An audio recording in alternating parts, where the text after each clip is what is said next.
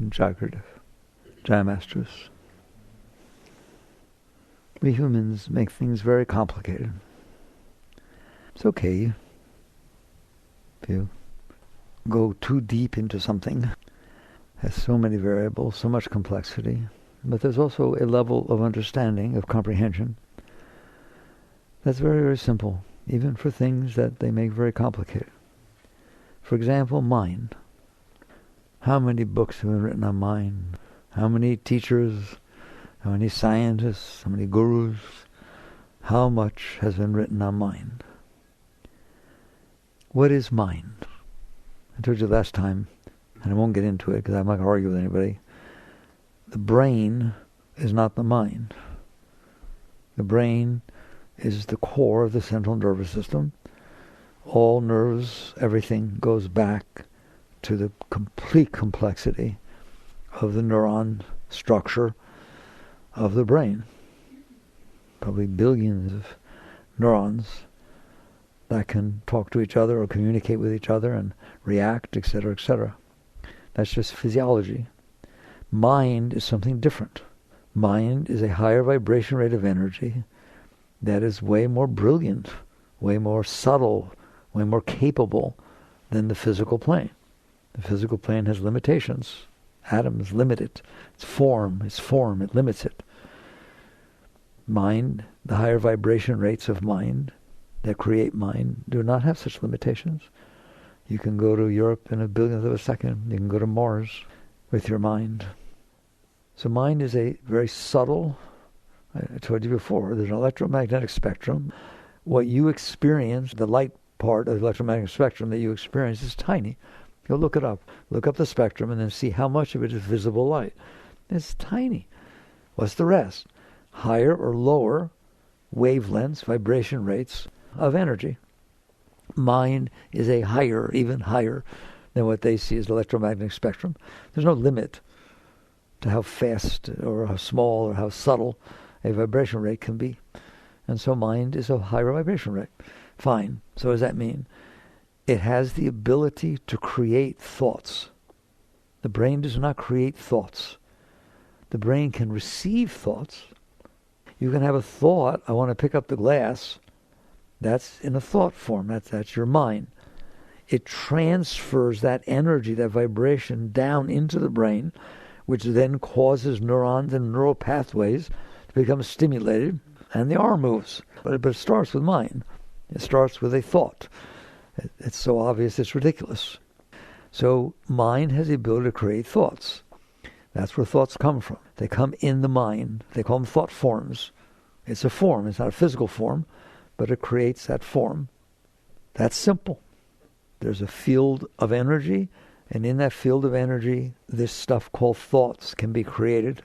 If you keep it very simple, there are two very, very distinct types of thoughts that can be created. They all are thoughts. They all are created due to intellect, but they're very different. One is a purely intellectual thought. It's an impersonal, intellectual thought. I can think about science. I can think about Mars. I can think about Saturn. I can think about atoms. Your mind, you don't have to be a genius. You can think about things. What makes them purely abstract, impersonal, intellectual is they're not about you. You're in there experiencing them. And in truth, your depth of consciousness is choosing that those thoughts be created, but they're not about you. If you think about atoms, it's not about you. If you think about Mars, it's not about you. If you think about all kinds of things. The impersonal is science. It's intellect. You can create music. You can create sculpture and art. Art is of an impersonal nature until the artist is making the art because they want to make money. See the difference?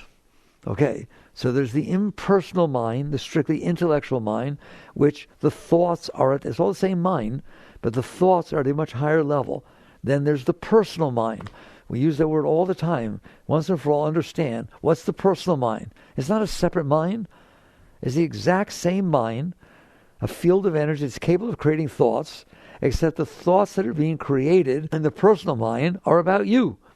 What am I going to do? What do I want? What do I not like? Why did he say that to me? What's going to happen when I get older? I don't want to go to a nursing home. I'm 12. I don't want to go to a nursing home when I grow up. I want to make sure I marry somebody who will take care of me, who has the right finances. Me, I, me, mine, I, me, mine, I, me, mine, I, me, mine. If any of those three words are in there, I, me, or mine, which is about 90% of your thoughts, maybe more, have those words in them, and they're about that, it is because you are using the intellectual, brilliant power of this field of mind to think about yourself.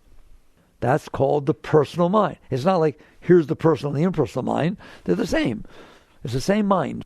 You're just using it to create personal or impersonal thoughts. You're capable of doing that. All of you are capable of doing that. But the majority of the thoughts that pass through your mind, just think of mind as a field of energy. I like the Buddhists Zen Buddhism starts with empty mind. Really, they end with empty mind. Very few people get there. But the understanding of mind should start with empty mind. Does that mean you're stupid? No. That's like, here's a brilliant computer, but there's no programming in it yet. Its potential is phenomenal. So empty mind has all the power to create anything or do anything. It's just not doing it. The vibration is not creating thoughts. It's capable of creating thoughts, but it's not creating thoughts. That's what empty mind is. There's a field of energy that exists. The mind does not have to have thoughts in it. No more than air has to have clouds in it. It can, it can create thoughts, or thoughts can be created in mind. But basically, empty mind is just this high-level vibration of energy, higher than form, high-level vibration of energy that is so subtle and so brilliant, so capable. Like I said, if you look at the circuit board of a Cray computer, of a brilliant computer, you're not doing anything because you can't see its power. Its power is electronic. It's impulses, electronic impulses. They're not going to make quantum computers, right? That literally the power is quarks and leptons down at the lowest level, interacting with each other. But even if it's not doing it, it has a capability of doing it. It's just not doing it. So empty mind is this brilliant field of mind, not creating. In yoga, they call them vrittis. That goes back to thousands of years. Vrittis, vibrations in the mind. That's what a thought is, a vibration in the mind. You can have mind without vrittis. It's very peaceful. It's very quiet. Maybe you've gone there in meditation. Very few actually have, but you can for perhaps short periods of time. Maybe you meditate deep enough to go for long periods of time in which you're there and there are no thoughts. You don't think there are no thoughts, then there are thoughts. There are no thoughts. There's just peace. You're just quiet. There's stillness. So these are empirically experiential things. They're not philosophical. You have mind. You haven't learned how to deal with it, but you have mind. It deals with you. In general, your mind deals with you. It decides what you do, doesn't it? You don't think that because you think you're your mind. You are not your mind. You're the consciousness that experiences the thoughts being created in your mind. But you are so addicted to those thoughts that if you go to a party you've been looking forward to for a year, and you go there, and all of a sudden, for some reason, and I can explain, there's always a reason, but for some reason, a thought comes in, I'm not comfortable. I'm just not comfortable. I don't know why. I'm just not comfortable. I want to leave. You leave because you think you are your thoughts. You had all these thoughts for a year, how excited you are to go. Your mind doesn't have a thought of knowing why you thought that, but I thought it, and I'm leaving. You want to come with me? I'll walk home. Okay, nice thoughts. The point is, you are so addicted to listening to your thoughts that you think you are your thoughts. What witness consciousness is a step back that says, I am not my thoughts. I'm the one who's aware that there are thoughts. You are aware, are you not? Otherwise, how would you know they're there? How do you know you had the thought that said, I'm not comfortable, I want to leave? Because you're conscious. But you don't think I'm the consciousness and this thought just popped into the field of energy called my mind. Bleh, I ain't going anywhere. You don't do that. Or sometimes you do. You have a thought that I'm not comfortable. I want to leave. All right? Then your mind says, no, that'd be embarrassing. If I leave and then I walk home, oh my God, what are they going to think of me? And you got to sit there and watch both of these stupid thoughts being created inside your mind. You did notice both, didn't you? Who noticed both? The same consciousness noticed both thoughts be created. The trouble is they're so strong, and we can explain why later. I don't want to caught there right now. They're so powerful, they're so filled with emotion, so filled with personal energy, that you think that was you who said that. I just decided not to go. I just woke up one morning, I said, I don't want to be married. I don't know why. Probably I never wanted to. But I'm going to act on that. I have the right to live the life. There's the I again. I, me, mine. That's not you. That's a thought. That's a thought that got formed in the field of mind. You notice the thought, but you don't have the ability to practice what's called witness consciousness. What does that mean? I notice the thought. That's the end of it. That means you're not the thought. You notice the thought. That is witness consciousness. They call that mindfulness. I don't know why, because it's mindlessness. It's less mind, not full. But in any event, I like witness consciousness. You are the consciousness observing the fact that a thought popped into your mind that said, I don't know if I want to be married anymore. Okay? And that's because you had pepperoni pizza the night before and you have a stomach ache. There are reasons thoughts get formed. Like I said, my book goes way deep into it. All my books do, but definitely the latest, Living Untethered, about why thoughts do what they do, where they come from, why they are the way they are, and you ain't them. They're just things that get formed, forms of patterns of energy that get formed in this field called mind, and you are the consciousness that is witnessing the fact that that thought popped into your mind.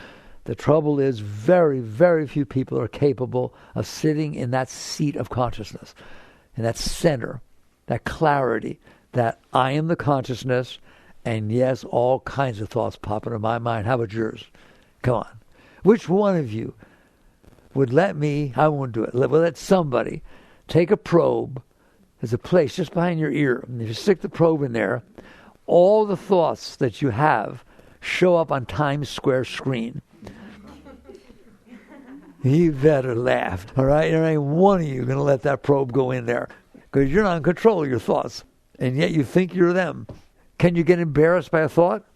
Can you be ashamed that you had a thought? You think you're the thought. It's just a thought. It's just a vibration rate of energy. It's like getting embarrassed because it's raining, getting embarrassed because the wind is blowing. It's just a vibration of energy that got formed in the field of mind, and you are the consciousness that noticed it.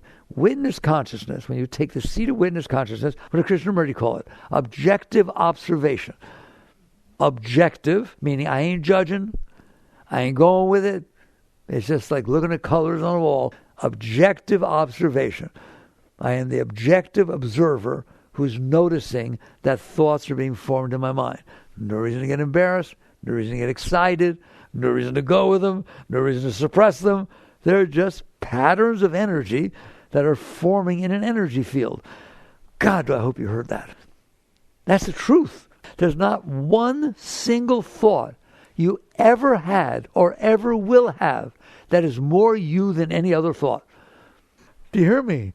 I'm going to repeat it to you again. There's not one single thought you ever had or ever will have that is more you than any other thought you ever had. They're just thoughts. They're wavelets in the ocean. Which one of those wavelets is you? Well, I like the big one. I don't like that one. So what? It's not you. And that's what you're doing with your thoughts. That's the fall from the garden. You fell from the seat of consciousness, God. I say that. I don't like to say things that I don't back up. Why God? It's just consciousness. Wait till you find out the source of consciousness. The source of mind is just part of the field of energy and creation. The source of thoughts is because there are patterns that cause your thoughts to go up to the mind and make that. If your heart hurts, I guarantee you your thoughts are about that. If you drop a hammer on your toe, I guarantee you your thoughts immediately become about that. They're results. They're cause and effect. They're just stimuli. If you have a thought, it can create another thought. Have you noticed? In other words, it's cause and effect. There are reasons your thoughts are being created. And they're very personal reasons. Like the hammer on the toe. Or like anything else, all right? They're just I don't want to get into it in depth. We will probably later on in the talk, right? But there are reasons your thoughts, every single thought you've ever had, there is a reason that thought got created in your mind as opposed to some other. And then it created another thought. There's a reason it did that.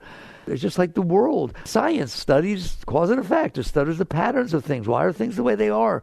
Psychology studies why you said what you said, why you acted the way you acted. Physics studies why gravity pulls down and what effect it will have if blah, blah, blah, blah, right?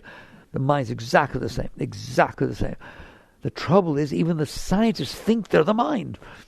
I have to write this paper, publish or perish. Okay?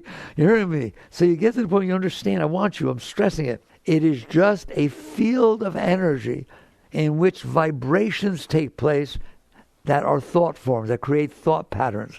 There's a seed to every thought you ever had. Can you watch a thought get created?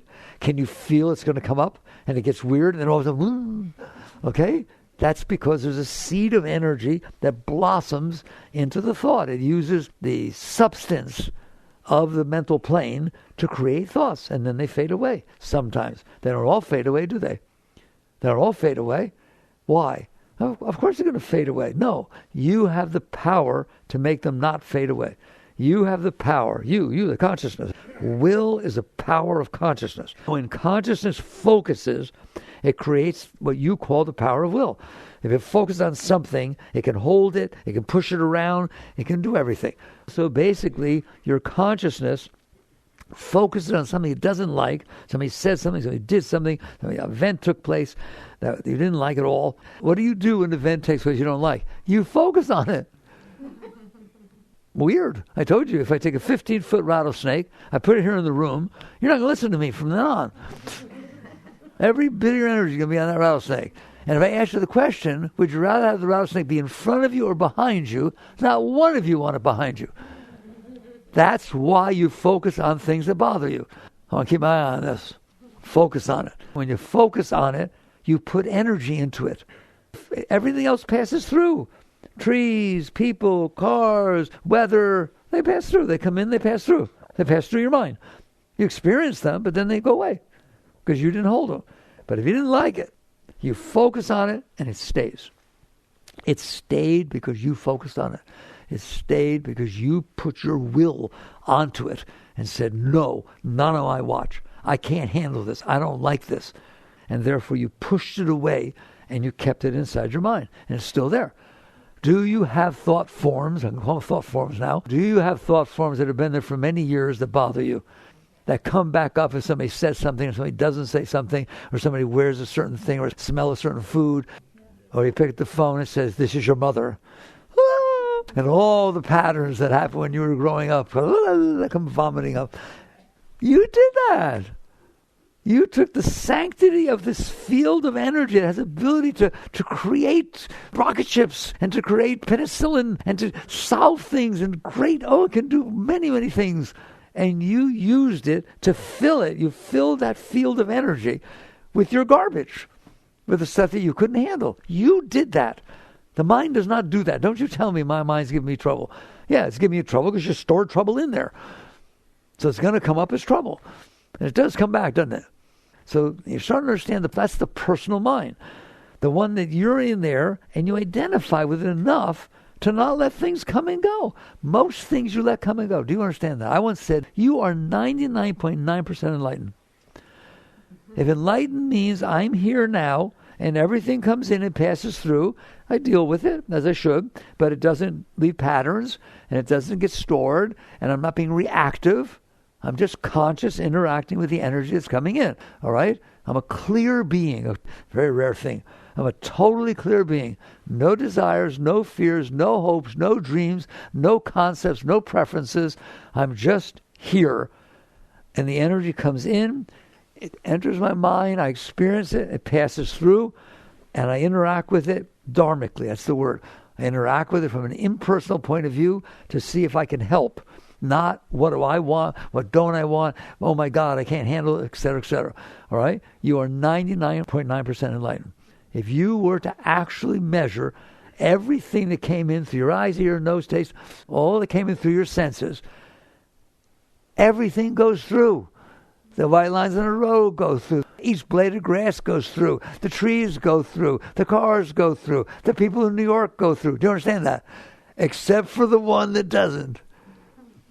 The one who sounded like your mother in the streets of New York. That didn't go through. That was going on in your head for the next 3 days. Was that my mother? Oh my God. Okay? So you stored certain stuff. And that stuff is now running your life. That stuff you stored from before. In yoga we call them samskaras. Patterns of energy that didn't make it through. Why didn't they make it through? Because you didn't let them. You're the only one in there. You understand that? It didn't make it through because it shouldn't have. That's like saying Saturn shouldn't have rings. Anything that happens, it happened. I don't want to say it was supposed to happen. It's a funny word, but should have happened. There is cause and effect causing every single thing to happen. And it's not true that something just out of the blue happened that had no causes, no effects. And my God, how could that have happened? It all has reasons. He got drunk the night before, therefore he's this, and he got fired, and then he yelled at you. Everything happens because of all the sequences that made it happen. How's that for a statement? Every single thing happens because of all the force that made it happen.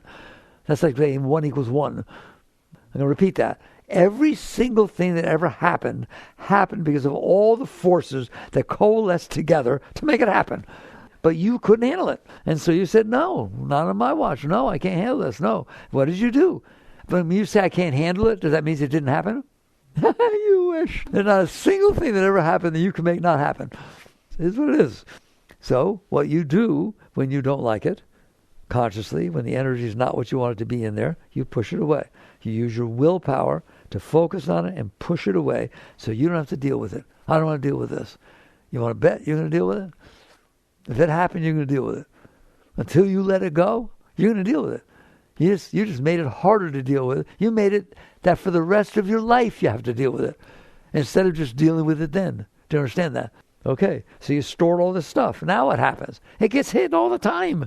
And if it's not getting hit, you're afraid it's going to get hit. You're afraid of getting rejected. You're afraid of all kinds of things because you've had experiences that you stored that you're afraid they're going to happen again. And so now your whole life is being run by that stuff you stored. That's what yoga teaches. Your whole life is run by your samskaras. But now you understand. It is, isn't it?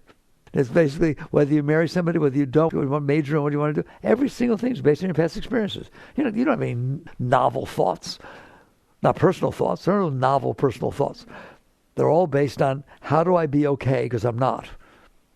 I'm not okay. I'm scared. I'm insecure. I'm afraid of being rejected. I got to win. I got to impress people. I got to look a certain way.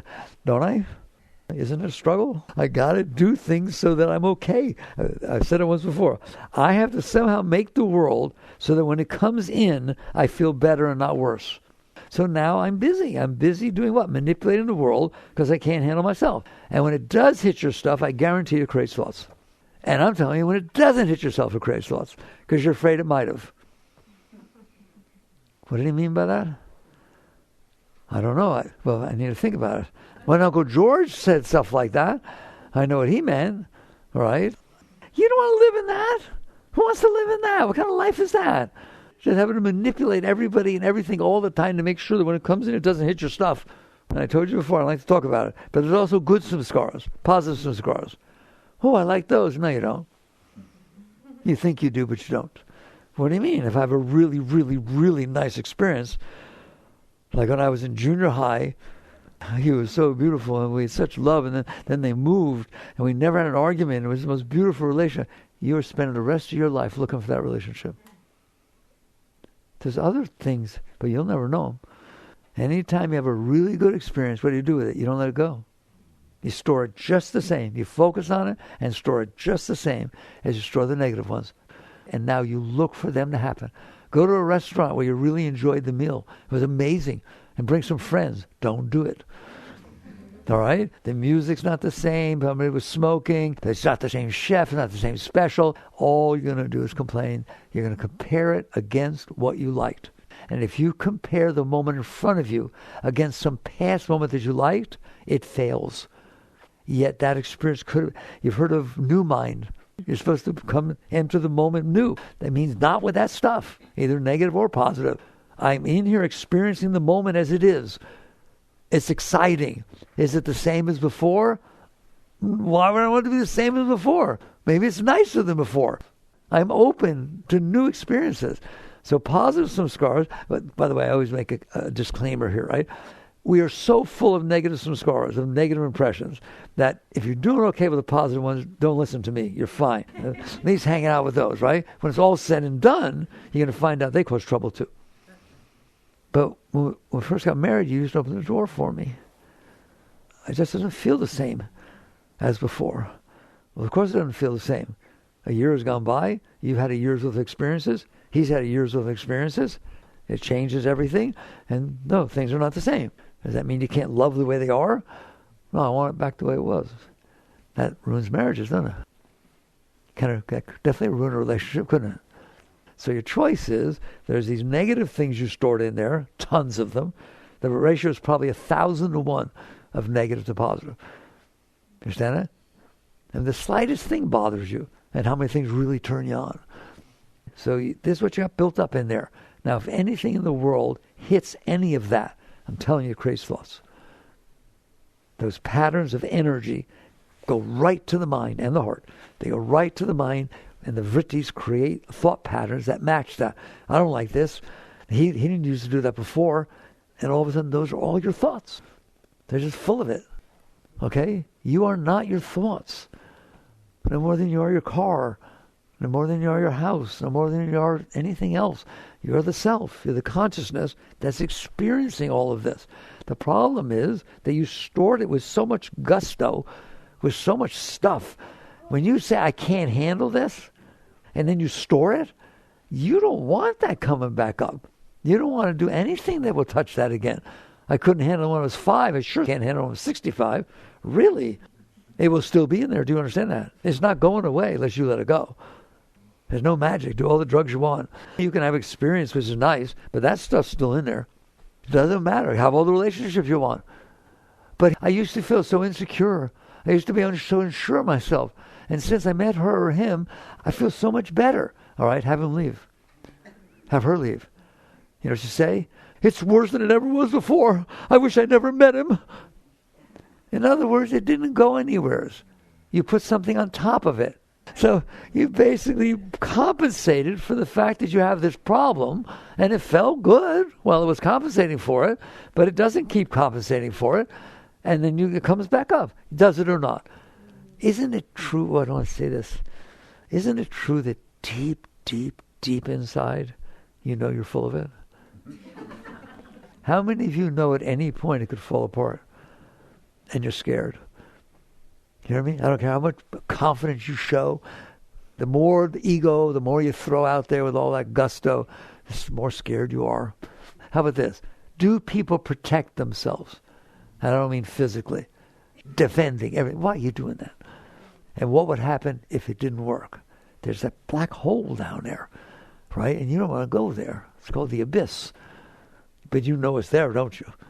Okay, well, I don't want it to be there, and I don't want you to avoid it, and I don't want you to have to carry that on for the rest of your life, and you don't have to. But if what you do is keep it in there and say, this is me, that's just how I am, I've always been afraid of that. Don't talk about that around me. I told you not to. All right? So I've got this stuff in here, and I don't want to deal with it. I want things to happen outside that make me feel better. I call my preferences. How I want people, places, and things to be so I feel better. And then my non-preferences, what I don't want to happen. I don't want anyone around me or anything around me or anything to happen. Forget people. I don't want the weather to rain on my birthday when I'm going hiking. I don't want all kinds of stuff. I don't want anyone to scratch my car. I don't want anything to happen that bothers me. And I'm struggling. I'm struggling with the world to try and make me feel okay. We're still talking about mind, because all that stuff comes into the mind, and you know it does, and the mind talks about it all the time. You dream about it, and you have fears about it. But what is anxiety? That. What is insecurity? That. What are you insecure about? I'm not okay. I'm scared that people might not like me, and I'm scared that I did something that I wish I hadn't done that might make them not like me. It's all because you have this garbage in there. And all because the mind, then what happens? The personal mind not only creates those thoughts, it tries to solve them.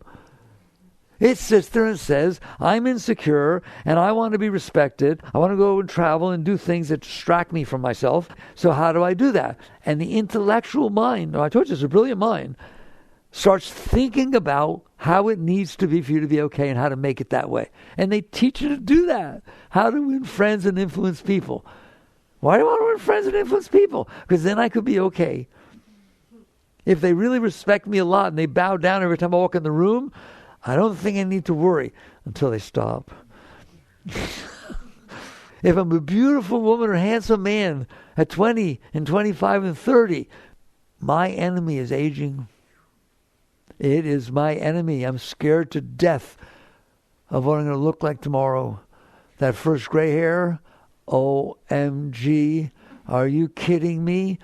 How would you like to live like that? Because you're going to get old. Aging is a natural process. And you've created a situation where you don't want to age. You're scared. Now do you see where anxiety comes from? Insecurity and stress and all that kind of stuff. Why is there stress? I don't understand why there's stress. You're sitting on a little ball of dirt, spinning around black empty space. 1.3 million Earths fit inside the sun. You're never going to forget that if you're my students. 1.3 million Earths fit inside the sun. And the sun is one of 300 billion stars in one galaxy, of which there are 2 trillion. What are you stressed out about? I'm stressed out that it might not circle around the sun properly. It's been doing it for 4.5 billion years. And you didn't have to do anything to make it happen. Well, what if it doesn't rotate on its axis? It's been doing that for 4.5 billion years. What are you worried about? Well, what if I get stuck here? No one ever got stuck here. They all left. You just hear what I'm saying? Would you please take a bigger picture than I, me, mine? There's nothing to be stressed about. Except for the fact that you stored all this garbage, therefore you're not okay, and your mind is worried that you won't be okay, this will happen, your husband will cheat on you, and all kinds of stuff's going to go on. So, as you got all these problems, you have no problems. It's just that you're not okay inside, and so your mind decided the outside has to be a certain way for me to be okay, and it's not being that way. And it might not be that way if it is that way. You said you love me, but will you love me tomorrow? How are you going to be okay if that's how your mind thinks? And then your mind thinks, how can I prove that he loves or she loves me? Well, I'll watch. Are they holding their arms across their third chakra?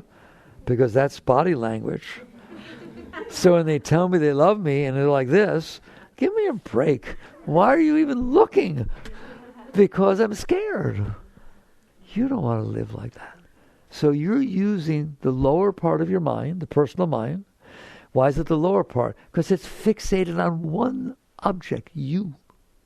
Your body, your preferences, your hopes, your dreams, your concepts, in other words, your thoughts.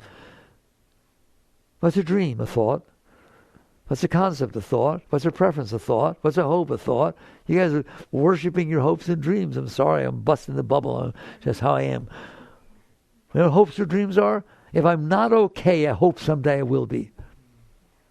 A great being has no hopes and no dreams. Why? Because they're filled with love. They're filled with Shakti. They're filled with inspiration all the time.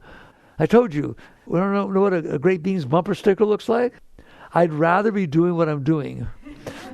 But that's not what the bumper stickers say, do they? I'd rather be sailing. I'd rather be swimming. I'd rather be in Hawaii. In other words, I'm not okay. That's what those stickers say. I'm not okay. And something has to happen to make me be okay. So your mind did all of that. It's like a fishbowl that got put over your head, and all you see is the fish swimming in there.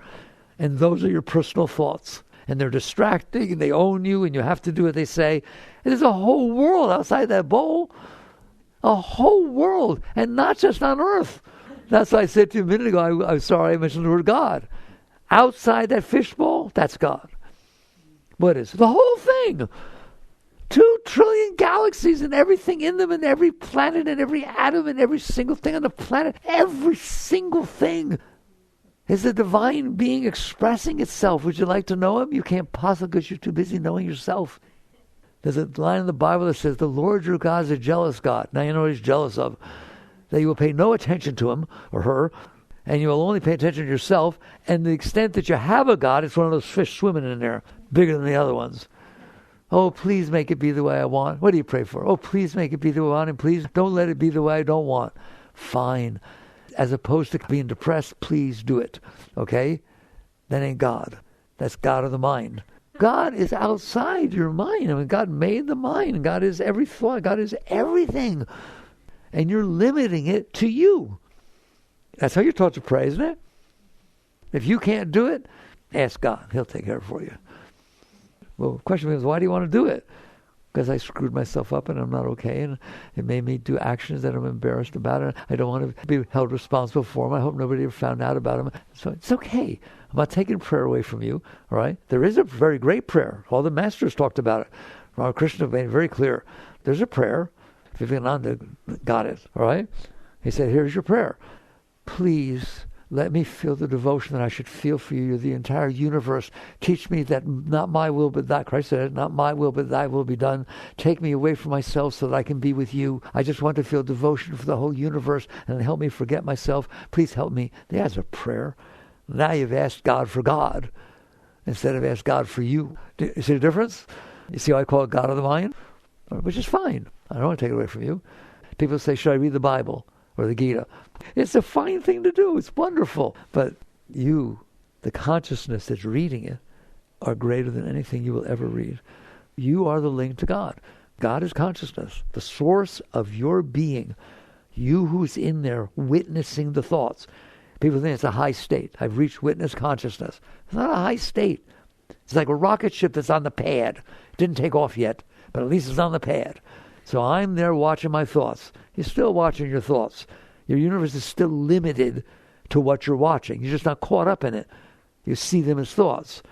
When you spend enough time in that center, you will start to feel an energy pulling you up from behind. I've told you this before. You don't do anything. You can't make it happen. There's no force here, tapasya or anything like that. Because you're not being drawn down into your thoughts and emotions, and you've learned to stay stabilized and centered regardless of what the world is doing, you start to feel energy pulling you up from behind. What do you mean from behind? Your consciousness came from somewheres. It has a source, just like light is light shining on something. It has a source. And that source is Shakti. That source is Satchidananda. That source is the most beautiful thing in the universe. And it starts pulling you up into it. And you start feeling ecstasy. You start feeling joy. Just overwhelming bliss. Why? Because that's who you are. And that's what God is. Satchidananda, eternal conscious ecstasy. In the Hindu scriptures, they say the nature of the Atman, with a lower A, is Satchidananda. The nature of Atman, the higher A, is Satchidananda. God is Satchidananda. You are Satchidananda because you're God. All right? Muktananda is saying, right? Meditate on the self. Honor and worship your own being, for God dwells within you as you. That is a true statement. But if you're down here being your thoughts, it don't mean nothing to anybody. That's why so few people understand the masters or understand the deep teachings, the deep yogic teachings of merger, oneness. That's when you let go of yourself enough to where you fall back into the source of your being. And every great master that ever did that said the same thing. Yogananda has a chapter in autobiography called My Experience in Cosmic Consciousness. He said the first time he dropped back behind, he was the universe. Every planet was inside of him. Every galaxy was inside of him. His whole being was expanding at the speed of light in every direction off the edge of the universe. All right? My father and I are one. Somebody said that, didn't they? Okay? They all taught the same thing because it's the truth. And they taught you're it too. Even Christ said that. He said, my father and I are one. And as I sit at the throne, it's a seat of consciousness, not a chair. As I sit at the throne of my Father, so you should sit by my throne. And these things which I do, you should do these and even greater things. Did you know he said that? In other words, you are me and I am you. We're one, and we're one in God. And it's just all that. All right, I can't do that if my mind is creating these thoughts by itself, and it is. And it's creating them because of these samskaras. The energy is hitting the patterns. The world is hitting the patterns. Your thoughts are hitting the patterns. Your dreams are hitting the patterns. All kinds of stuff are going on. Ever have a dream and then during the day you thought about it? It's a stupid dream. Your mind made it up. It doesn't matter. It caused the patterns, the vrittis in your mind to create thoughts. All those thoughts. In the Untethered Soul, I talk about the voice in your head. That was my first awakening when I noticed a stupid voice talking in my head. Why is it talking? Because of those samskaras. Because all that garbage you stored in there is trying to express it and figure out what to do about it. And it's very, very busy. And so all that is going on in there. And you're lost. It's overwhelming. And so the consciousness gets distracted by it, and it doesn't know who it is. You think you're a 23-year-old woman or 45-year-old man that this happened to and that happened. You are not what happened to you. You are not what happened to you. You're the one it happened to. You would be in there if it didn't happen. Your psyche wouldn't be the same. Psychology says man is the sum of his learned experiences. It is true that your psyche, the way your mind thinks and the way your heart feels, is the sum of your learned experiences. I've been talking about that all night, haven't I? But that's not who you are. You're the one who notices. Is it true that your thoughts and your heart are the sum of your learned experiences? Is it true that your divorce makes you think differently and feel differently and all things that happen to you?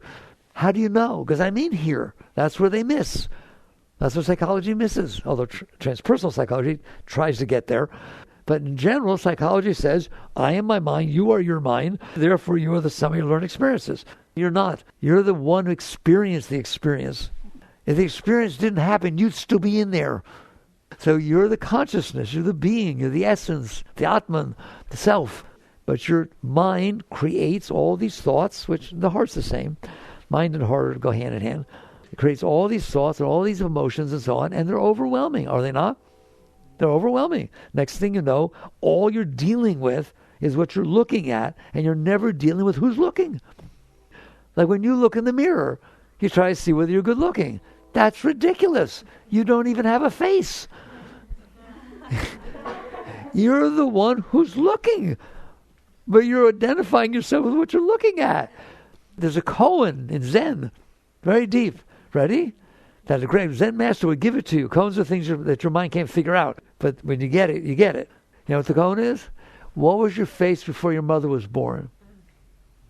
Don't bother thinking about it, right? Because you were there, okay? And the day that you wake up and give up on your mind and realize who's in there trying to think about this, right? Now you go see the master and he gives you a hug instead of the stick. Imagine thinking about it. Well, there's genetics. All right, so I know what my face would have been because of the DNA. You're going to get that stick from that Zen master, I tell you right now. So now you understand the personal mind. What's the impersonal mind? Not that. The rest of the mind. The mind that can think, contemplate, create thoughts about not you. Nitty. About not you. And therefore you are taught. Jnana Yoga is the yoga of the impersonal mind. Jnana Yoga is the yoga of knowledge. It's the yoga of studying science, scriptures, whatever it is. Not you. It's not about you. You have an intellectual mind. You have an abstract mind. The day that you will understand why I keep talking about the size of the universe is the day you have truly entered your abstract mind. Because if you sit there and take those pictures, the James Webb will give them to you, the Hubble will give them to you. You ever seen the picture of ultra deep space? That picture that has thousands of galaxies in it, there's no stars. It's just galaxies. That's how far out they look. Was taken in a point of space that a 6-foot straw would see if you look through a 6-foot straw. That's what's real. And every one of those galaxies has hundreds of billions of stars. It is so big, it's incomprehensible, all right? Your mind can try to contemplate that. Your mind can meditate on that.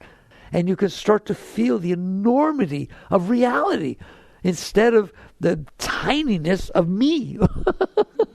It's pretty tiny, this fishbowl you got going on over there. You hear me? So you're not going to find God by getting what you want. It's not about that.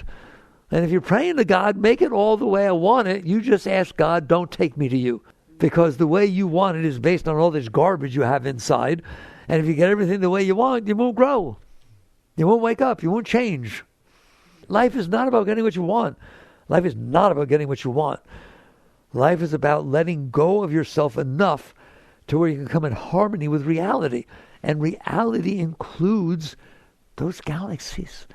Don't sit there and say, well, why would I bother? What do they have to do with me? Everything. Their reality. You're in that world. Instead of in your world, you're in the universe. Allow your intellectual mind, the great mind you have, to expand out. Contemplate infinity. Contemplate eternity. You can't do it by actually contemplating infinity or eternity, but you can do it by getting off of yourself and at least expanding out. I have a picture on the wall over there of the planet Earth taken from 2 million miles out. It's a photograph. Please know what that is. It's where you're hanging out for a few years, and it's meaningless. It's just black, empty space all around it, and there's the planet Earth. You're on that. And then pay attention to that circling around the sun, 93 million miles away. Isn't that beautiful? You can use your mind to go beyond yourself. That is a little what Jnana Yoga is. There's different branches of yoga. The yoga in which you're using your intellectual mind, your abstract mind, your impersonal mind to contemplate reality, you will find you're expanding. You'll find you're free. There was a story, Ramakrishna was a very, very great saint, very great being.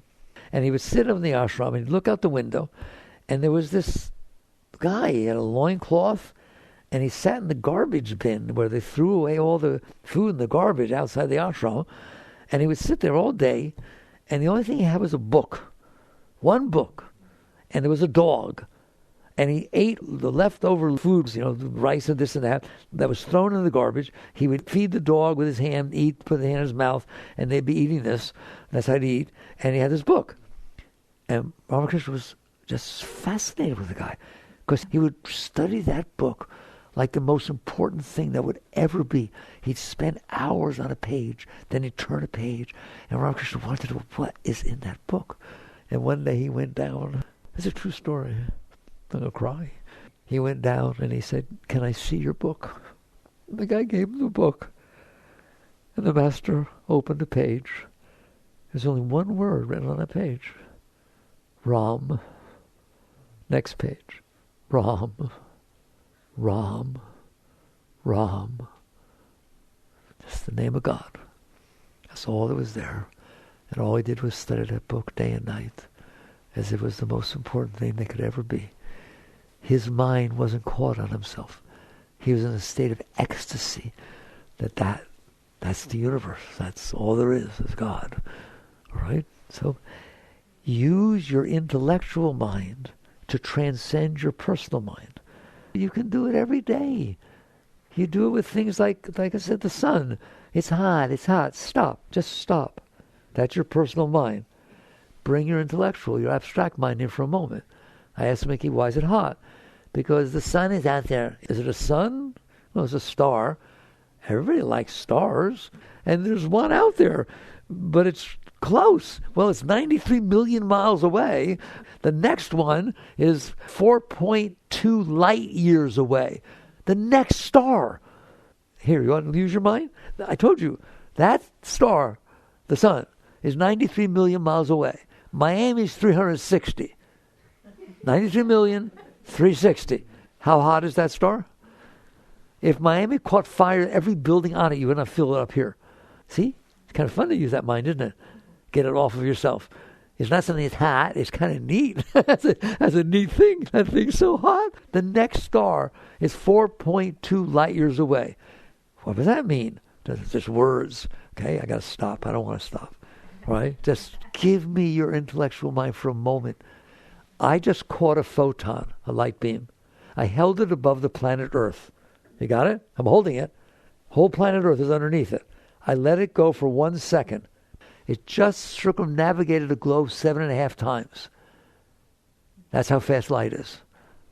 If it went that speed every second, for every minute, for every hour, for every day, for every year, for 4.2 years, it would get to the next star. That's how you use your intellectual mind. That's kind of fun to contemplate, isn't it? And there's 300 billion in your galaxy. You're expanding your frame of reference to include the rest of the universe. There, I wanted to get that across. Did I get that across tonight? The difference between the personal mind and the impersonal mind. The impersonal mind is enormous. It includes the entire universe. I'll close with one statement. Ramakrishna said, and he was fully enlightened, the purified mind is no different than the self. Oh my God, that is so deep. In other words, if your mind's not creating all this garbage thoughts, and the self is sitting there looking down into the mind, it's like a mirror.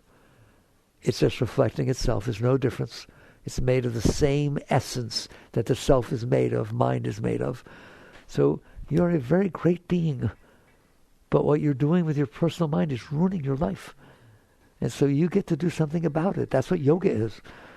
Yoga is how to transcend, not get rid of the mind. The mind's a beautiful thing, it's a gift of God. Work on yourself. Jai Gurudev.